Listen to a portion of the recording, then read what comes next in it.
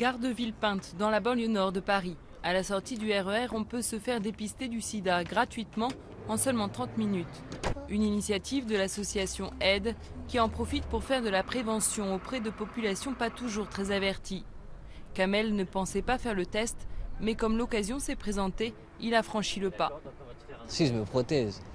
Mais des fois, il y a des petites folies comme ça qui fait qu'on ne se protège pas. Celui qui a dit que c'est toujours protégé, c'est un menteur.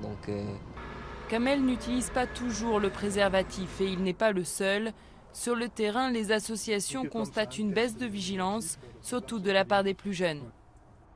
Il y a comme une banalisation de la maladie. Les personnes ont aujourd'hui tendance à penser que le sida n'est plus forcément une maladie mortelle et que voilà, on peut prendre certains risques vu que des traitements efficaces existent.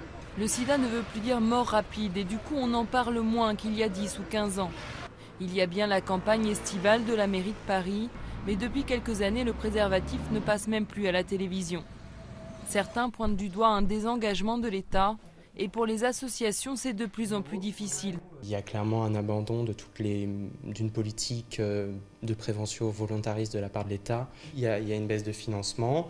On y fait face courageusement, mais ça fait plusieurs années qu'on essuie crise économique, crise de trésorerie sur crise de trésorerie.